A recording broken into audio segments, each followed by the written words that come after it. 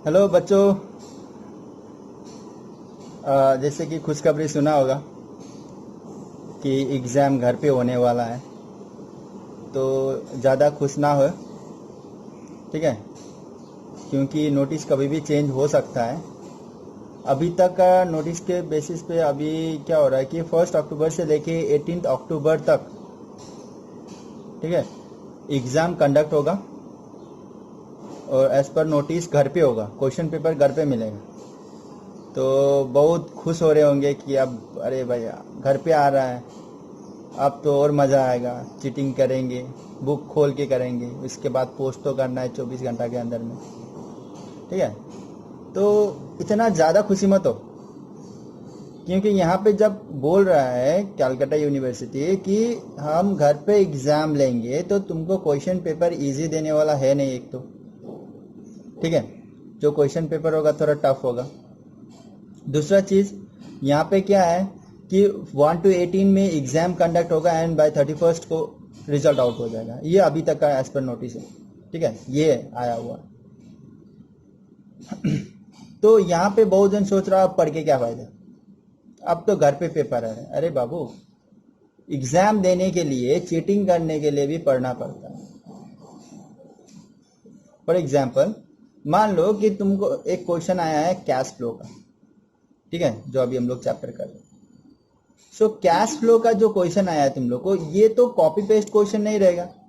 बोलने का मतलब जो बुक में है वही क्वेश्चन तो आएगा नहीं, कुछ डिफरेंट आएगा एंड थोड़ा ट्रिकी है। ठीक है, तो यहाँ पे तुम्हारा, जब तुम चीटिंग करने जाएगा तो तुमको चीटिंग करने के लिए तुमको A to Z क्वेश्चन, मतलब कॉपी पेस्ट क्वेश्चन तुम्हारे पास होना पड़ेगा, तभी तुम कर पाएगा विथ सॉल्यूशन। फिर इसमें सोच रहा है सर आप तो है, आप तो हम लोग को सॉल्यूशन प्रोवाइड कर देंगे। बोला नहीं, একটা काम আমি করব না। ठीक है, देखो ऐसा है कि अभी घर में एग्जाम हो रहा है, तो पेपर किस बेसिस पे सेट होगा। जहां तक अभी हम बात किए तो हमको पता चल रहा है कि पेपर थोड़ा टफ होगा। तो यहाँ पे स्टूडेंट लोग ज़्यादा खुशी ना हो कि वो लोग को घर में क्वेश्चन पेपर मिल रहे हैं, मतलब वो आराम से चीटिंग करके लिखेंगे। वो लोग को भी टाइम अलॉट किया जाएगा कि इतना घंटा के अंदर में तुमको पेपर सबमिट करना है, एंड कैसे सबमिट करना है वो लोग बता देंगे।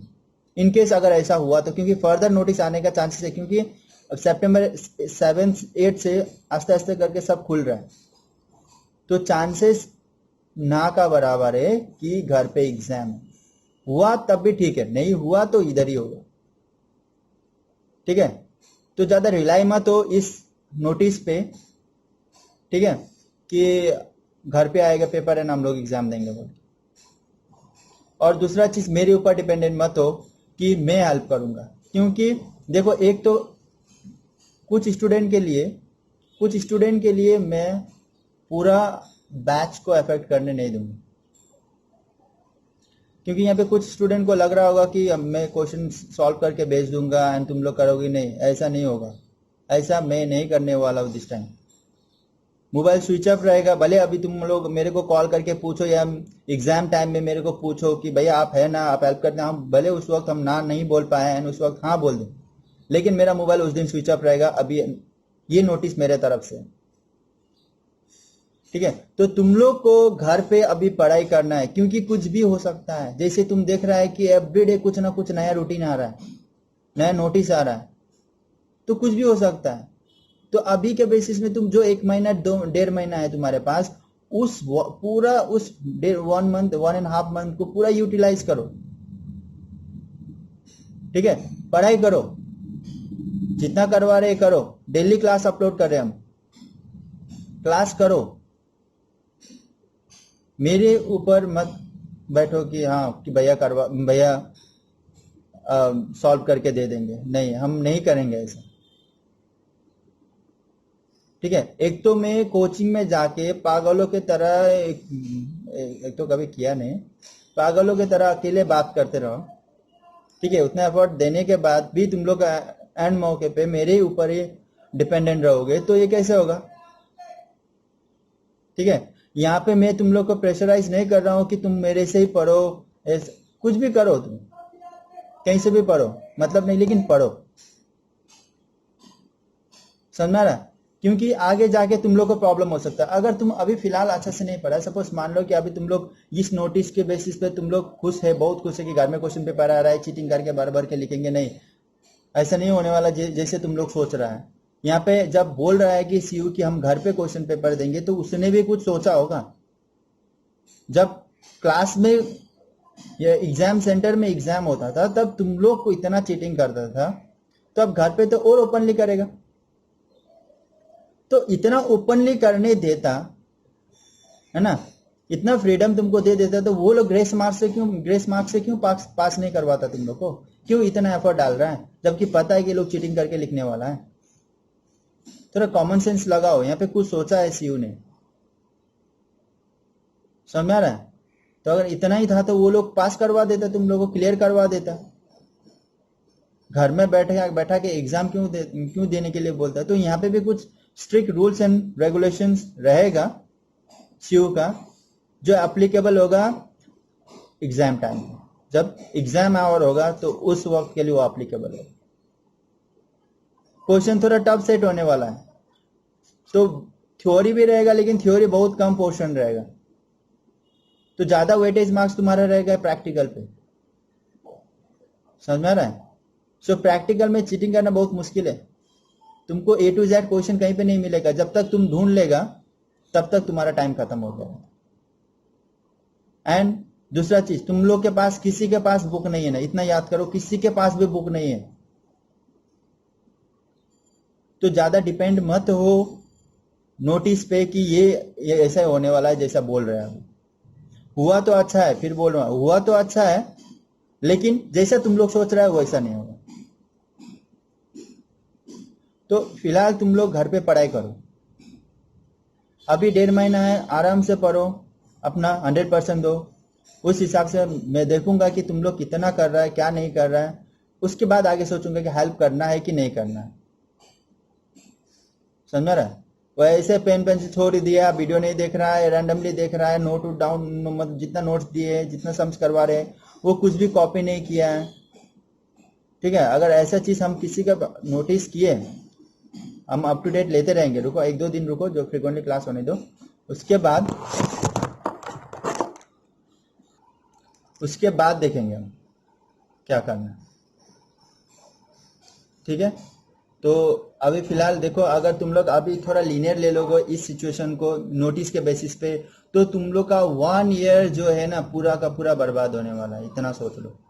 क्योंकि जो एग्जाम होने वाला है 1 साल बाद ही होगा, जो फाइनल एग्जाम होगा। ठीक है, तो अभी का टाइम है कि तुम लोग फ्लो में हो तो पढ़ते रहो, कि अगर थोड़ा भी तुम लोग लीनियर हो गए इस चीज़ को लेके कि घर पे एग्जाम होगा, तो 100% हम लिख के दे रहे हैं कि तुम लोग फेल हो जाएगा।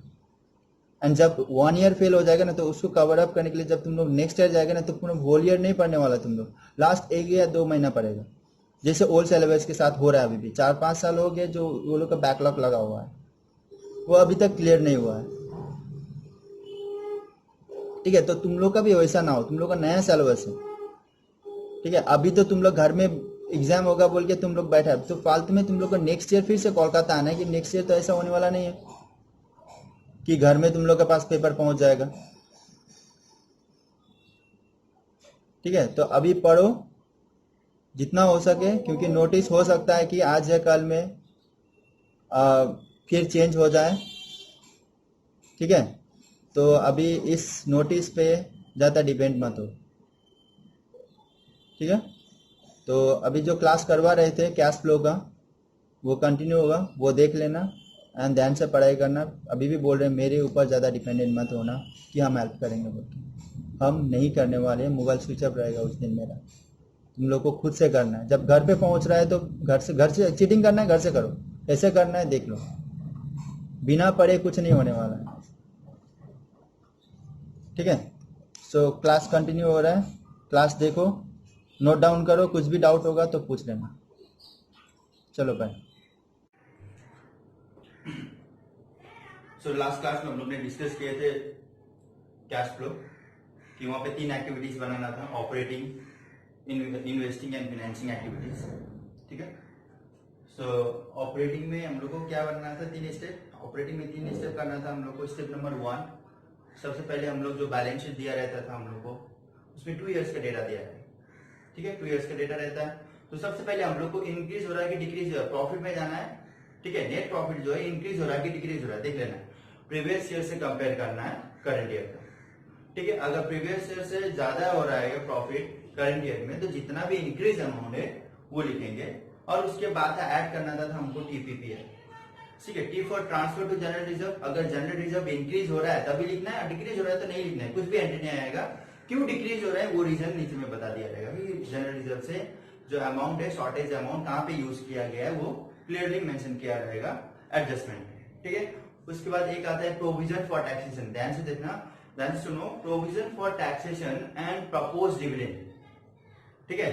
ये तुमको बैलेंस शीट में दिया हुआ है, सपोज मान लो कि बैलेंस शीट में दिया हुआ है provision for taxation and propose dividend, and adjustment में कुछ भी नहीं बोला है, एडजस्टमेंट में इसके बारे में कुछ नहीं बोला है, तो हम लोग को क्या करना है, करेंट ईयर का जो है, करेंट ईयर का हम लोग यहां पे लिखेंगे, ठीक है। करेंट ईयर का टीपीपीआई में प्रोविजन फॉर टैक्सेशन या प्रपोज डिविडेंड दोनों ही करेंट ईयर का कहां पे आएगा, हमारा ऑपरेटिंग में आएगा, ठीक है।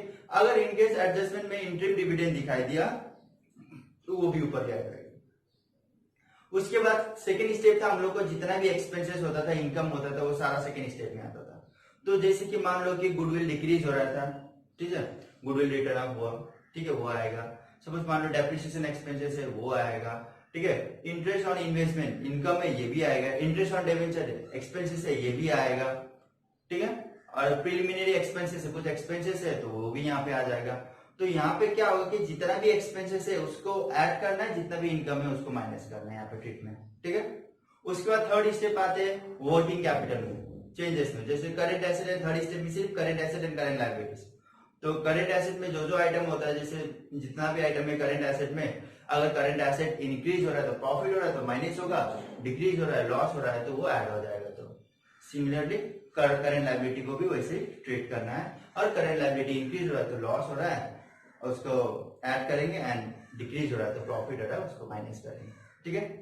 एंड लास्ट में हम लोग जो टैक्स का छूट गया था, जैसे कि हम क्या बोले थे कि करेंट ईयर का जो है तुमको पहले लिखना है, तो और एक प्रीवियस ईयर का भी तो रह गया, तो प्रीवियस ईयर को लास्ट में लिखना है। तो देखते हैं, अभी सिर्फ हम एक ऑपरेटिंग एक्टिविटीज का सिर्फ फुल डिस्कस कर रहे हैं, ठीक है, आगे जाके फाइनेंसिंग एंड इन्वेस्टिंग का डिस्कस करेंगे। तो देखो यहाँ पे cash flow from operating activity कैसे बनाना है। सबसे पहले हेडिंग ए लिखेंगे, cash flow from operating activity, तो मतलब यहाँ पे सिर्फ हम लोग ऑपरेटिंग एक्टिविटीज का हम लोग ट्रांजेक्शन लिखने वाले हैं। सो ऑपरेटिंग एक्टिविटीज में 3 स्टेप है, जैसे मैंने बोला था। तो सबसे पहले आप लोग क्या करना है कि कैश नेट इंक्रीज या डिक्रीज इन पीएफ, जैसे मैंने क्या कहा था कि सबसे पहले आपको कि देखना है कि इंक्रीज हो रहा है कि डिक्रीज हो रहा है नेट प्रॉफिट से, तो आपको क्या करना है वो लिख देना है। अगर पॉजिटिव आ रहा है तो विदाउट ब्रैकेट, एंड नेगेटिव आ रहा है तो क्या लिखना है, विद ब्रैकेट, ठीक है। उसके बाद ऐड क्या करना था, ऐड करना था टी पी पी आई, ये 4 आइटम था जो आपको नेट प्रॉफिट से ऐड करना था। तो यहाँ पे क्या हो रहा है, देखो, ट्रांसफर टू जनरल रिजर्व, ठीक है। अगर जनरल रिजर्व इंक्रीज हो रहा है तभी, हाँ इंक्रीज होगा तभी लिखना है ना, बार बार बोलना। सपोज मान लो कि डिक्रीज हो गया, तुम लोग यहाँ पे नेगेटिव में लिख दिया तो ये गलत हो जाएगा। डिक्रीज हो रहा है मतलब क्वेश्चन में बता दिया जाएगा कि तुमको जो तुम्हारा जो जनरल रिजर्व है वो कहाँ पे यूज हुआ है, तो डिक्रीज वाला हम लोग को लिखना नहीं है। Provision for taxation, P for provision for taxation. So provision for taxation क्या था, अगर एडजस्टमेंट में कुछ नहीं बोला है तभी हम लोग क्या करेंगे, एडजस्टमेंट में बोला है तो हम लोग को एक वर्किंग बनाना पड़ेगा, कैसे बनाना पड़ेगा वो बाद में देखेंगे। कुछ नहीं बोला है, एडजस्टमेंट में कुछ नहीं बोला है तो तुमको करंट ईयर का यहाँ पे लिख देना है, ठीक है। प्रपोज डिविडेंड का भी करंट ईयर का यहाँ पे लिख देना है। और लास्ट का था आई फॉर इंटरिम डिविडेंड, तो हमें से मैंने क्या बोला कि प्रपोज डिविडेंड और इंटरिम डिविडेंड क्या है, हस्बैंड वाइफ है, तो प्रपोज डिविडेंड तुम जहां जहां पे प्रपोज डिविडेंड का एंट्री आएगा वो उसका जस्ट नीचे तुम्हारा इंटरिम डिविडेंड भी आएगा, ठीक है। उसके बाद ये देखो, ये नेट प्रॉफिट और ये चारों आइटम जो टीपीपीआई है, ये चारों को ऐड करके यहाँ पे लिखेंगे, ठीक है। और ये जो अमाउंट होगा, जो भी होगा, पॉजिटिव होगा नेगेटिव होगा, ये दोनों को ऐड ऑन करेंगे। अगर पॉजिटिव आएगा तो पॉजिटिव में लिखेंगे, अगर नेगेटिव में आएगा तो नेगेटिव लिखेंगे।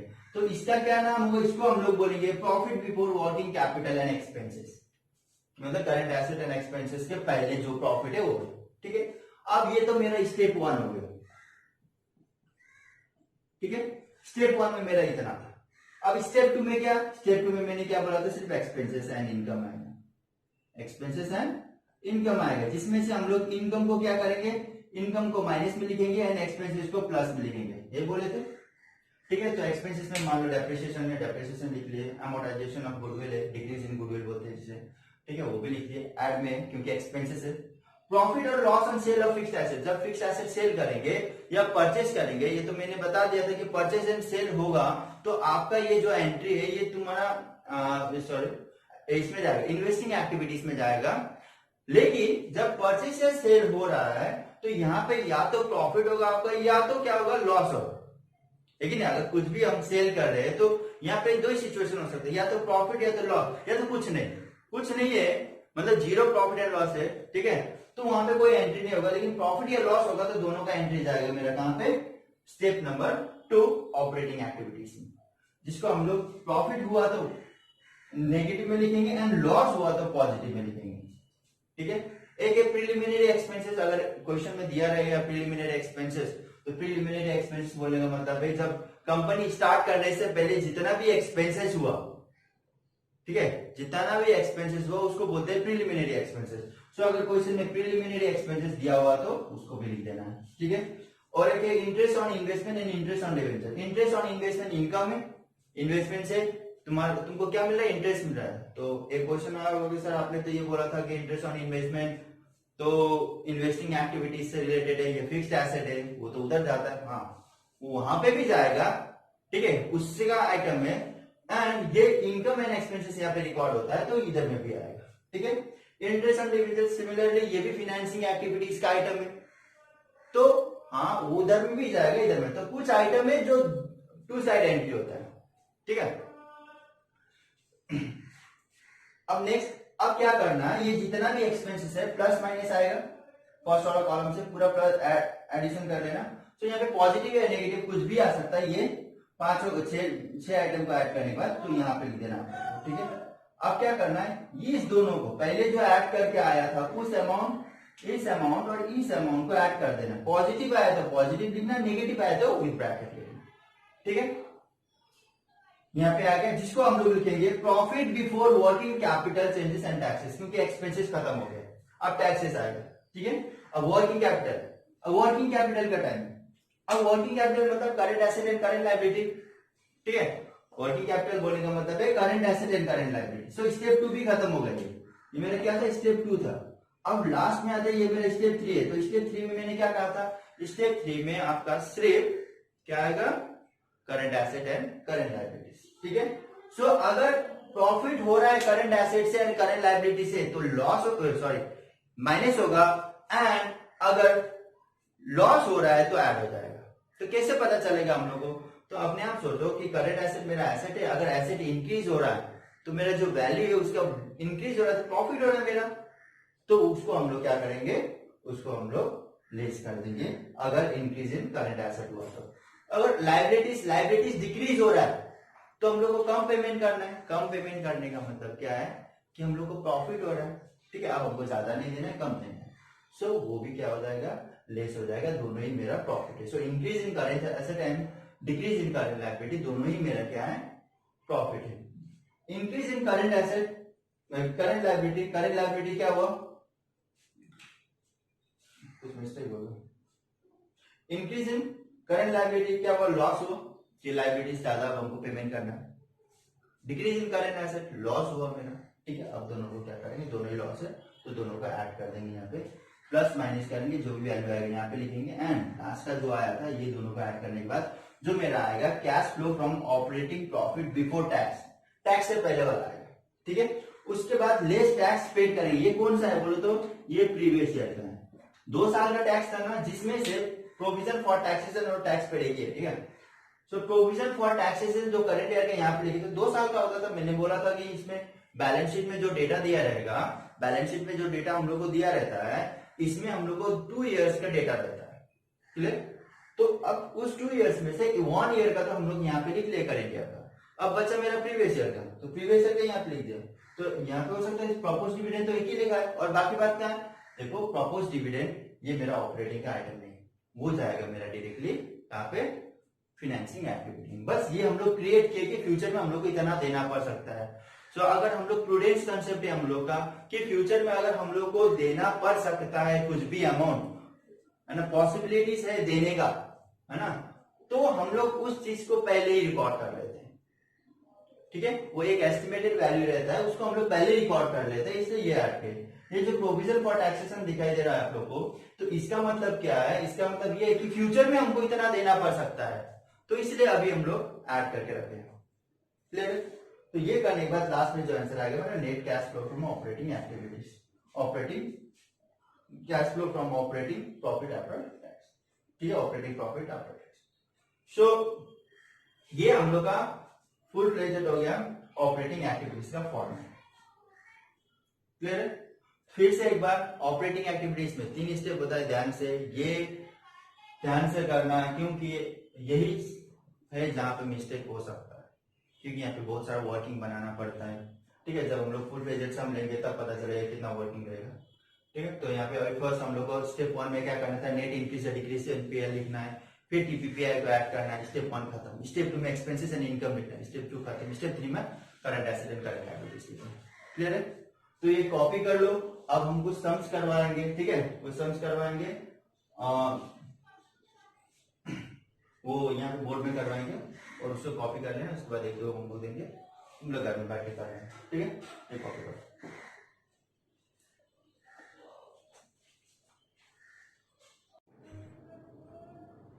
देखो स्क्रीन पे तुम लोग को एक क्वेश्चन दिखाई दे रहा होगा। ठीक है, क्वेश्चन एक बार रीड करते हैं क्या है, कॉपी कर लेना है क्वेश्चन। ठीक है, उसके बाद ही सॉल्यूशन देखना। तो यहाँ पे देखो प्रॉफिट एंड लॉस अकाउंट दिया है 2007 एंड 2008 का। कितना दिया है प्रॉफिट एंड लॉस? मैंने क्या बोला था 2 साल का डेटा दिया रहेगा आप लोग को, तो वहीं से प्रिपेयर करना है कंपेयर करके। So profit and loss account दिया है 60,000 एंड 65,000। ठीक है, इसका मतलब क्या हो रहा है कि प्रीवियस ईयर में 60,000 था एंड करंट ईयर में कितना है 65,000 है। तो इंक्रीज हो रहा है कि डिक्रीज हो रहा है? तो यहाँ पे दिख रहा है इंक्रीज हो रहा है एंड इंक्रीज 5,000 से हो रहा है। नेक्स्ट है डेटर्स। ठीक है, जनरल रिजर्व दिया हुआ है 2 साल का, सैलरी आउटस्टैंडिंग दिया हुआ है, वेजेस प्रीपेड। देखो सैलरी आउटस्टैंडिंग क्या है, सबसे पहले मार्क कर लो कि होता क्या है सैलरी आउटस्टैंडिंग। डेटर्स क्या है? करंट एसेट है। तो करंट एसेट कहां पे जाता है तुम्हारा? ये करंट एसेट स्टेप नंबर 3 पे जाता है। बिल्स रिसीवेबल करंट एसेट है, ये भी step number 3। General reserve, general reserve में कहां पे है? स्टेप 1 में हम लोग का जनरल रिजर्व। तो ट्रांसफर हो रहा है कि नहीं हो रहा है ये देखते हैं। चलो 2,02,000 है यहाँ पे और इधर में 2,32,000। तो यहाँ पे दिख रहा है तो इंक्रीज हो रहा है। तो इंक्रीज हो रहा है मतलब क्या हो रहा है? ट्रांसफर हो रहा है, वो भी 30,000 से। सैलरी आउटस्टैंडिंग है, कितना है? Salary outstanding. सो आउटस्टैंडिंग क्या होता है? कुछ भी आउटस्टैंडिंग हो वो मेरा बन जाता है करंट लायबिलिटीज। तो अब ये मेरा आइटम कहां पे जाएगा? स्टेप नंबर 3 में जाएगा। तब वहां पे देखेंगे, जब ये स्टेप नंबर 3 आएगा तब वहां पे देखेंगे क्या करना है इसका। वेजेस प्रीपेड, प्रीपेड जितना भी होगा वो मेरा क्या हो जाता है? एसेट हो जाता है, वो भी करंट एसेट है। गुडविल देखो, गुडविल इंक्रीज हो रहा है कि डिक्रीज हो रहा है? ठीक है, 1,42,000 था 1,47,000 हो गया। तो यहाँ पे गुडविल क्या हो रहा है? इंक्रीज हो रहा है। तो ध्यान देना कि जब गुडविल इंक्रीज होगा तब हम लोग को कुछ नहीं करना है ऑपरेटिंग एक्टिविटीज में, क्योंकि इंक्रीज हो रहा है मतलब परचेस ऑफ गुडविल होता है एंड वो मेरा चला जाता है इन्वेस्टिंग एक्टिविटीज में, क्योंकि गुडविल जो है मेरा फिक्स्ड एसेट है, इंटेंजिबल एसेट है एंड फिक्स्ड एसेट हो। ठीक है, और उसके बाद दूसरा देखो बिल्स पेएबल है 6,000 एंड 4,000, तो यहाँ पे डिक्रीज हो रहा है। ठीक है, उसके बाद और एक है एक्रूड इनकम। एक्रूड इनकम मतलब क्या था? एक्रूड मतलब accrued means earn but not receive. मतलब मान लो कि मैंने कहीं पे जॉब किया, ठीक है, 1 मंथ एंड हो गया, तो इसका मतलब अब मेरे को सैलरी मिलना है, लेकिन अभी नहीं मिला है। तो मैंने क्या किया? वो सैलरी अर्न कर लिया है, एक्रूड इनकम। अब बस हमको मिलना है, मतलब सैलरी ड्यू, जो सैलरी अब हमको मिलना है। ठीक है, उसको क्या बोलते हैं? Accrued income. एक होता है इनकम इन एडवांस। तो मतलब तुम जॉब नहीं किया है, लेकिन क्या हुआ कि वो उस मंथ का तुम सर्विस नहीं प्रोवाइड किया है, लेकिन तुमने उस मंथ का पैसा रिसीव कर लिया तो उसको बोलते हैं रिसीव इन एडवांस। एक्यूर्ड इनकम तुमने सर्विस प्रोवाइड कर लिया, ठीक है, अब तुमको पैसा मिलना है, ठीक है, उसको बोलते हैं एक्यूर्ड इनकम। सो एक्यूर्ड इनकम मेरे लिए अगर कुछ भी मिलना हो तो वो होता है एसेट। अगर देना हो या पहले ही मिला, हम लोग को सर्विस प्रोवाइड करने से पहले ही मिला तो लायबिलिटी है, क्योंकि हम लोग को देना है, क्या देना है, सर्विस देना है। जितना अमाउंट हम लोग ने रिसीव किए उसका सर्विस देना है, तो कुछ भी देना होगा किसी भी टर्म में, ठीक है, तो वो बन जाएगा मेरा करंट लायबिलिटी। अगर हमको मिलने वाला है तो वो मेरा बन जाएगा करंट एसेट, ठीक है। और यहाँ पे और एक है, यहाँ पे देखो प्रीपेड एक्सपेंसेस, ठीक है, एक डैश है 2000, मतलब पहले कुछ नहीं था, बाद में जाके 2000 आया। तो चलो करते इसको कैसे करना है। यहाँ पे टैक्स कुछ भी नहीं है,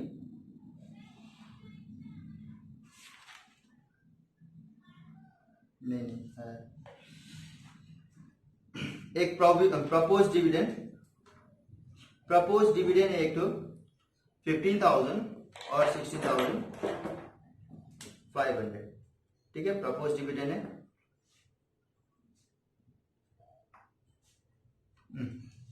ठीक है।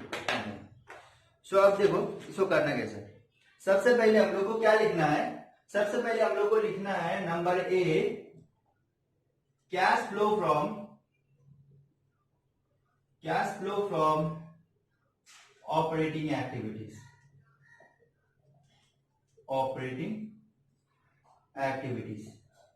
ठीक है, cash flow from operating activities. तो सबसे पहले मेरा काम है स्टेप 1 लिखना। सो स्टेप 1 में हम लोग क्या लिखते थे, नेट इंक्रीज या डिक्रीज। तो यहाँ पे देखो प्रॉफिट था मेरा 60,000, 65,000 हो गया 2008 में। सो क्या हुआ, इंक्रीज हो गया, तो यहाँ पे लिखेंगे नेट इंक्रीज इन पीएल। कितना से इंक्रीज हुआ, 65,000 माइनस 60,000, इंक्रीज कितना हुआ, 5,000 से इंक्रीज हुआ, ठीक है। उसके बाद हम लोग ऐड करते थे इसी में, क्या ऐड करते थे, टीपीपीआई। टीपीपीआई मतलब T for transfer to general reserve, और दूसरा मतलब TPP, P for provision for taxation, propose dividend,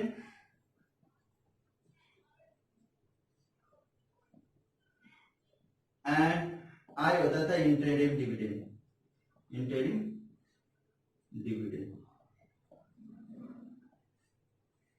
clear. तो ट्रांसफर टू जनरल रिजर्व है, देखो हाँ जनरल रिजर्व तो दिखाई दे रहा है, 2,02,000 एंड 2,32,000, इंक्रीज हो रहा है। 2,02,000 था, अब 2,32,000 हुआ, प्रीवियस ईयर से करंट ईयर में ज्यादा हो गया। तो कितने अमाउंट से ज्यादा हो गया, ना, 2,32,000 माइनस 2,02,000, माइनस करने से कितना आ जाएगा, सॉरी ये जाएगा 2,32,000 माइनस 2,02,000, तो ये आ जाएगा 30,000। प्रोविजन फॉर टैक्सेशन है, क्वेश्चन में प्रोविजन फॉर टैक्सेशन कुछ भी नहीं है। तो ये जरूरी है कि अगर आइटम नहीं रहेगा तभी लिखना पड़ेगा, ऐसा कोई बात नहीं। बस तुम लोग को स्टेप ना बोल के ये चीज हम रिकॉल करवा रहे हैं।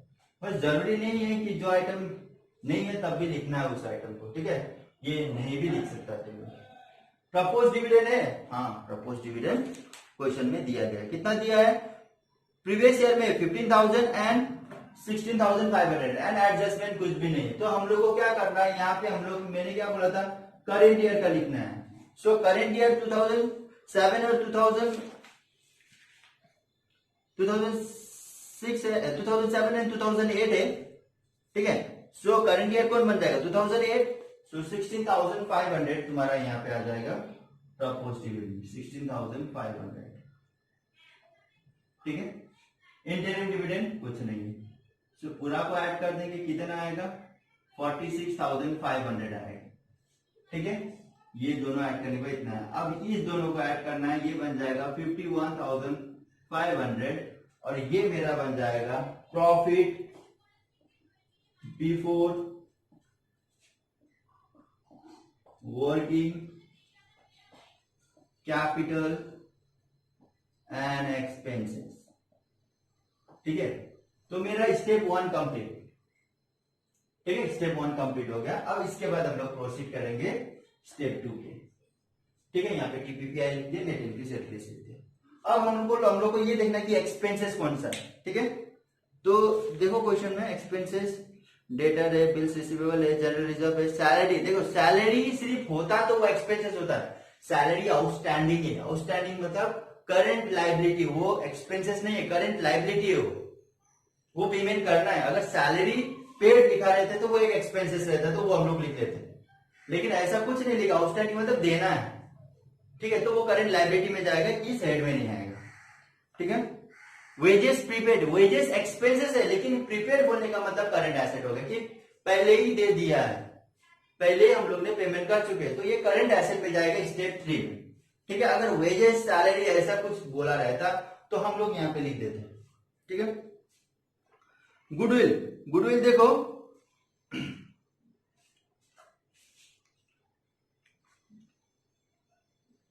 गुडविल तुम्हारा 80,000 से 70,000 हो गया। क्या हो गया, 80,000 से 70,000 हो गया। तो गुडविल क्या हो रहा है, डिक्रीज हो रहा है। तो डिक्रीज हो रहा है तो यहाँ पे आएगा, अगर इंक्रीज होता तो नहीं आता। ठीक है, सो गुडविल या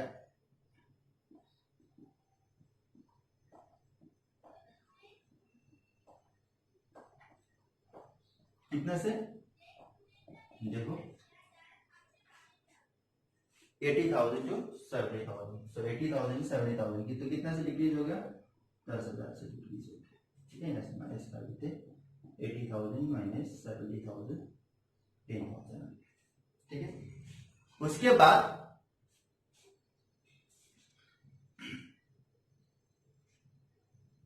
कोई एक्सपेंसेस, और उसके बाद एक्सपेंसेस, एक्सपेंसेस बोलो बोलो। एक तो है प्रीपेड एक्सपेंसेस। ठीक है, ये प्रीपेड है, फिर से बोल रहे हैं। एक्सपेंसेस सिर्फ बोला रहता तो हम लोग यहाँ पे लिख देते, लेकिन यहाँ पे प्रीपेड है तो नहीं आएगा। ठीक है, तो बस एक ही आइटम दिखाई दे रहा है जो एक्सपेंसेस में, तो स्टेप 2 में सिर्फ एक ही आइटम आएगा और कुछ है भी नहीं है। तो इस आइटम को हम लोग एक काम करते हैं, एक ही आइटम है तो हम लोग डायरेक्टली यहाँ पे लिख देते 10,000। ठीक है, तो इसको ऐड कर देते हैं, ये बन जाएगा मेरा 61,500 और ये मेरा बन जाएगा profit before working capital and taxes. ठीक है, सो इसके बाद अब स्टेप 3 में क्या आता है मेरा, ये स्टेप 2 का सिर्फ था एक आइटम, और स्टेप 3 में मेरा आता है सिर्फ current asset and current liabilities आता है। क्लियर है यहां तक का? ठीक है, अब current asset and current liability, debtor current asset है। अब देखो एक ही बार में हम लोग एक ही एड में लिखेंगे। ठीक है, बार बार इंक्रीज डिक्रीज नहीं लिखेंगे, एक में हम लोग लिखेंगे ऐड। सो ऐड में मेरा क्या क्या आएगा, ऐड में आएगा मेरा जो भी लॉस होगा वो ऐड करेंगे। सो इसका मतलब इंक्रीज इन लॉस का होगा, increase in current liability and decrease in current asset, ये लॉस है। सो अगर लायबिलिटी इंक्रीज हो रहा है एंड करंट एसेट डिक्रीज हो रहा है तो इसके नीचे लिख देंगे, एंड लेस में लिखेंगे हम लोग,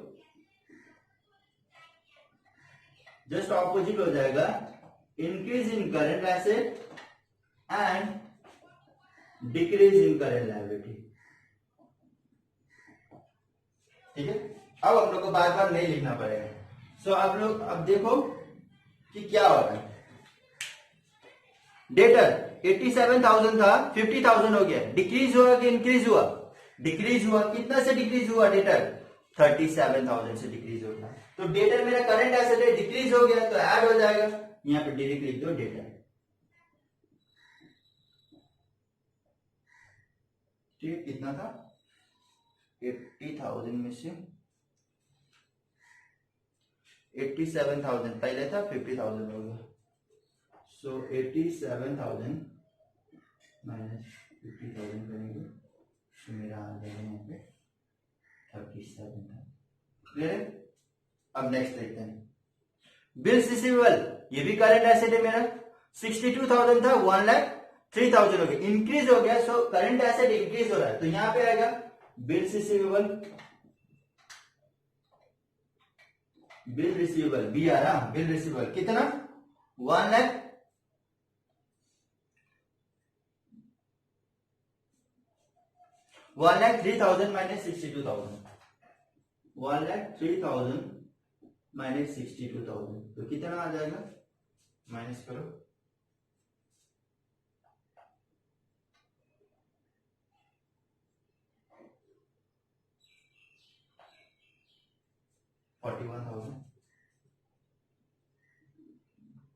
इसको ब्रैकेट में लिखिए, ठीक है। उसके बाद नेक्स्ट जनरल रिजर्व हो गया,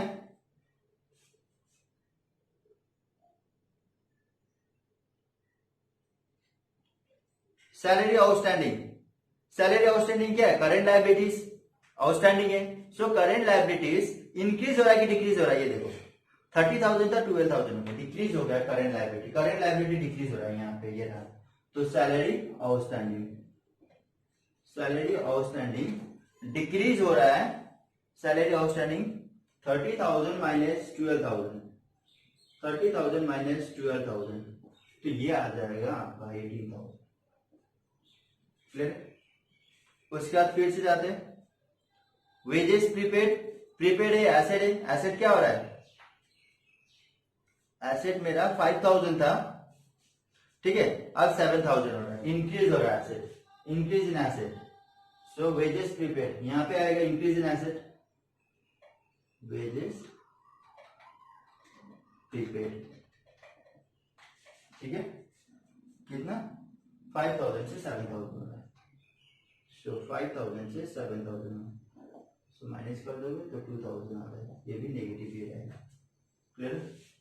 उसके बाद है बिल्स पेएबल, 6,000 था 4,000 हो गया, ये भी डिक्रीज हो गया current liability. Bills payable DP, bills payable, ठीक है, कितना था 6,000 से 4,000 हो गया। सो 6,000 माइनस 4,000, ये भी डिक्रीज हो गया, ये 2,000 यहाँ पर लिख देंगे, ठीक है।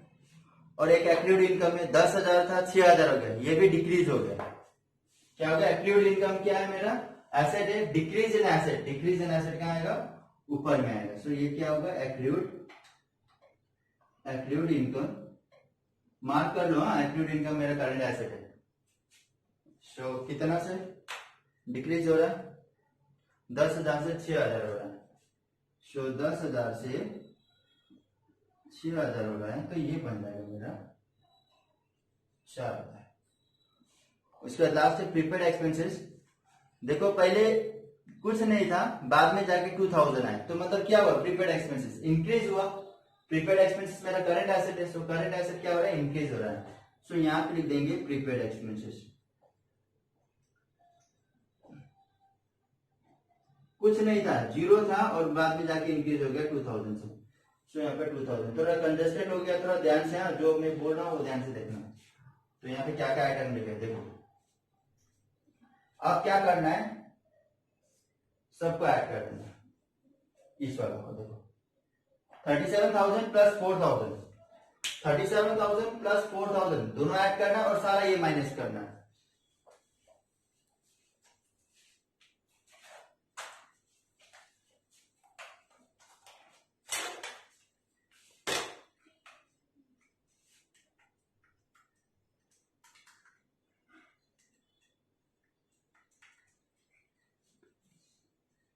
सो यहां से 37,000 प्लस 4,000 41,000।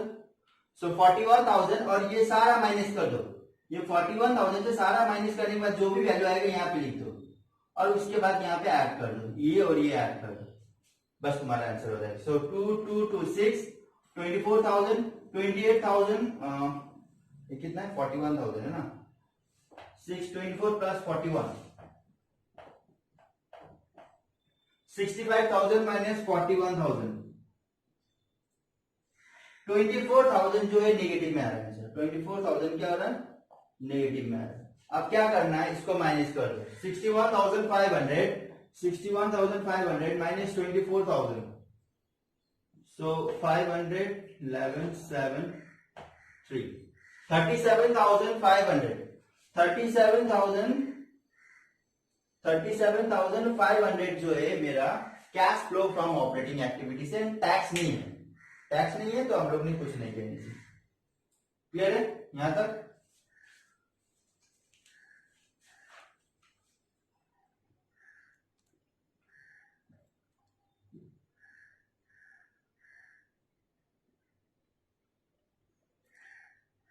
स्क्रीनशॉट ले लेना, ठीक है, अगर दिखाई नहीं दे रहा हो तो।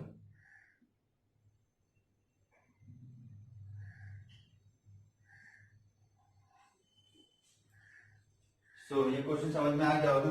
Increase in current liability and decrease in current asset add में लिख दिया एंड लेस वाला आइटम यहाँ पे लिख दिया। उसके बाद तुमको इंक्रीज बार बार इंक्रीज डिक्रीज नहीं लिखना है, तो अगर डिक्रीज जो हो रहा है यहाँ पे लिख दो, इंक्रीज जो हो रहा है यहाँ पे लिख दो, तो उस बेसिस पे डायरेक्ट कंप्लीट करके यहाँ पे लिख दो। ठीक है, ये ध्यान से देखना कि कैसे ऐड ऑन करना है। पार्ट 1 का स्टेप 1 का अलग से ऐड करके यहाँ पे लिख देना, टोटल कर देना, फिर स्टेप 2 का अलग से ऐड करके यहाँ एक ही आइटम था तो डायरेक्टली यहाँ पे लिख दिया, स्टेप 3 का अलग से प्लस माइनस करने के बाद जो भी रिजल्ट आएगा पॉजिटिव नेगेटिव यहाँ पे लिख देना और यहाँ पे कर देना। और कुछ भी डाउट होगा तो पूछना, ठीक है।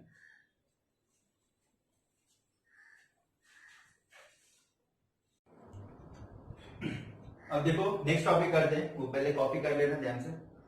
और जैसे कि मैंने एक बात पहले ही बोला था, provision for taxation and propose dividend के लिए अगर क्वेश्चन में एडजस्टमेंट में कुछ नहीं बोला है, provision for taxation and propose dividend के लिए क्वेश्चन साइलेंट है, सिर्फ ऊपर में दे दिया है फॉर्मेट में या बैलेंस शीट में तुम लोग को दे दिया है कि provision for taxation and propose dividend बोल के अमाउंट दिया हुआ है, एडजस्टमेंट में कुछ नहीं बोला है, तो जैसे बोला है वैसे करना है कि करंट ईयर को ऊपर में लिखना है टैक्स का, लास्ट में क्या कर देना है माइनस कर देना है, ठीक है। लेकिन अगर एडजस्टमेंट में कुछ बोला है तो तुम लोग को वर्किंग बनाना पड़ेगा, ठीक है। तो वर्किंग कैसे बनाएंगे, देखो सपोज मान लो फॉर एग्जांपल कि एक बैलेंस शीट दिया हुआ है एंड उस बैलेंस शीट में तुमको दो आइटम दिया गया है, provision for tax and propose dividend, मान लो ये 2 इयर्स का है 2018 एंड 2019, ठीक है, 2 साल का दिया हुआ है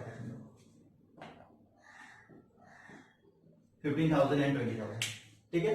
tax and propose dividend 50,000 and 40,000 दे दिया है, ऐसा कुछ दिया हुआ। एंड एडजस्टमेंट में क्या बोला है, एडजस्टमेंट में बोला है tax paid during the year 13,000 and dividend declare 55,000 by the company.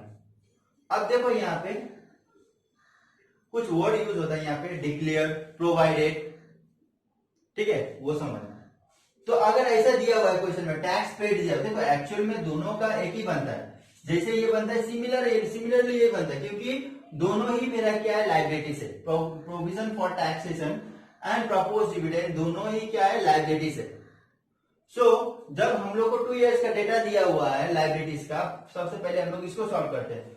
सो जैसे कि एसेट का ओपनिंग बैलेंस किस साइड आता था, डेबिट साइड, हमेशा एसेट का ओपनिंग बैलेंस कहां पे होता है, डेबिट साइड। तो लाइबिलिटी का किस साइड होगा, क्रेडिट साइड। सो सबसे पहले ओपनिंग बैलेंस लिखेंगे बाय बैलेंस बीडी, कितना दिया हुआ है, प्रोविजन फॉर टैक्सेशन का ओपनिंग बैलेंस 15,000 दिया हुआ, 15,000 लिखिए। क्लोजिंग बैलेंस दिया हुआ तुम्हारा 20,000 टू बैलेंस सीडी, कितना दिया है 20,000 दिया हुआ, क्लियर है। तो हम लोग ने सबसे पहले क्या ओपनिंग क्लोजिंग लिख ली, ठीक है। उसके बाद एडजस्टमेंट ने क्या बोला है, tax paid during the year, देखो जब भी पेड बोलेगा तो इस साइड आएगा टू बैंक करके, जब भी पेड बोलेगा तो हमेशा क्या आएगा टू बैंक करके आएगा यहाँ पे 30,000। अब जो बैलेंसिंग फिगर होगा उसको हम लोग ट्रांसफर करेंगे बाय पीएल करके, ये जाएगा मेरा कहां पे, स्टेप 1 पे, याद रखना ये स्टेप 1 पे जाएगा मेरा, बाय पीएल करके यहाँ पे 33,000 माइनस 15 करेंगे तो 18,000।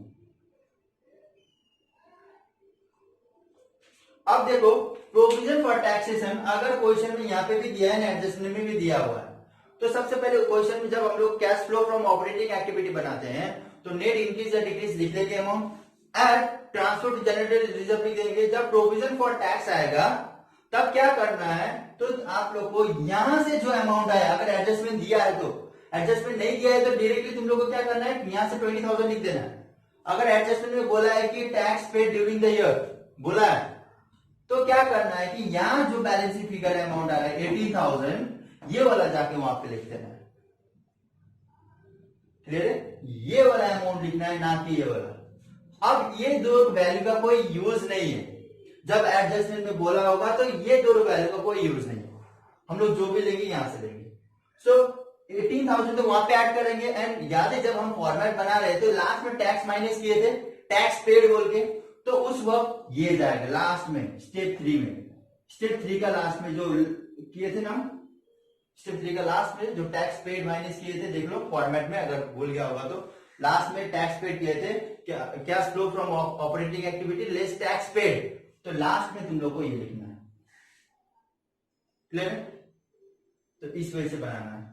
सेकेंड, प्रपोज डिविडेंड को देखते हैं। प्रपोज डिविडेंड भी करेंट लायबिलिटी है, so opening balance same similar रहेगा, by balance BD 50,000 to balance CD 40,000। देखो लायबिलिटीज का एक चीज है कि जब भी पेमेंट होता है ना, तो हम लोग का क्या आता है, डेबिट साइड में आता है टू बैंक का। यहाँ पे डिविडेंड डिक्लेयर बोला है, अगर क्वेश्चन में डिक्लेयर बोला है या प्रोवाइडेड बोला है, तो इसका मतलब ये नहीं कि पेमेंट हुआ है, समझ? अगर डिविडेंड पेड बोलता तो पेमेंट होता, लेकिन यहाँ पे डिक्लेयर बोला है कि प्रपोज किया है, बोला है कि देगा कितना 55,000 देगा बोला है। जब ऐसा बोलेगा तो बाय पीएल करके यहाँ पे लिखना, बाय पीएल करके कितना लिखना है 55,000। जब डिक्लेयर या प्रोवाइडेड बोला होगा, जब डिक्लेयर्ड या प्रोवाइडेड बोला होगा तो यहाँ पे लिखना है। अब बैलेंसिंग फिगर, बैलेंसिंग फिगर जो होगा यहाँ पे आएगा टू बैंक, जो पेड हुआ है कितना 65,000। सो ध्यान से, ये तो सेम दोनों, बस अलग अलग बनाना पड़ता है, बात तो एक ही है। अगर यहाँ पे पेड बोला रहता तो टू बैंक करके वो पेड वाला अमाउंट यहाँ पे लिख देते, एंड बैलेंसिंग फिगर हम लोग बाय पीएल बोल देते। सिमिलरली अगर यहीं पे, अगर ये प्रोविजन फॉर टैक्सेशन यहाँ पे टैक्स पेड बोला है, तो इसीलिए हम लोग ने टू बैंक करके लिखे यहाँ पे। अगर टैक्स प्रोवाइडेड बोलता या टैक्स क्रिएटेड बोलता तो हम लोग यहाँ पे बाय पीएल करके लिखते हैं, बैलेंसिंग फिगर जो होता था बैंक होता है। तो इसमें क्या है, एक या तो ये दिया रहेगा या तो ये दिया रहेगा, या तो प्रोवाइडेड दिया रहेगा, टैक्स एंड प्रोविजन दोनों का सेम ही है, या तो तुमको प्रोवाइडेड दिया रहेगा, या तो क्या दिया जाएगा, या तो पेड दिया रहेगा। अगर पेड दिया रहेगा तो टू बैंक करके लिख देना, चाहे वो प्रपोज डिविडेंड है चाहे प्रोविजन फॉर टैक्सेशन, समझ में, टू बैंक करके लिख देना है। एंड जो बैलेंसिंग फिगर होगा बाय पीएल करके लिखना है। एंड ये अमाउंट कहां जाएगा, याद है टीपीपीआई लिखे थे हम लोग, तो वहां पे लिख देना है टीपीपीआई में, जहां पे प्रपोज डिविडेंड है। अब इस वैल्यू का कोई यूज नहीं है, ठीक है, ये वैल्यू यूजलेस है, कहीं पे काम नहीं आएगा। अब जो भी डेटा पिक करेंगे हम लोग यहां से करेंगे। सो अब ये जो जाएगा तुम्हारा स्टेप 1 में जाएगा, जहां पे हम लोग टीपीपीआई लिखते थे, ठीक है। अब एडजस्टमेंट में दिया है तो इस वजह से करेंगे। सो फिर से एक बार ध्यान से देखना, इंपॉर्टेंट पॉइंट है। तुम लोग अभी ये सोच रहे हैं कि घर में पेपर आएगा तो चीटिंग वोटिंग करेंगे नॉन, तो इतना पढ़ने का जरूरत नहीं बोल के, तो पढ़ना जरूरी है, ठीक है, क्योंकि जब तक तुमको आएगा नहीं, तुम क्या क्या लिखे टैक्स पे ड्यूरिंग द ईयर, अगर ऐसा कुछ दिया हुआ तो ऐसे बनाना है, ठीक है। चलो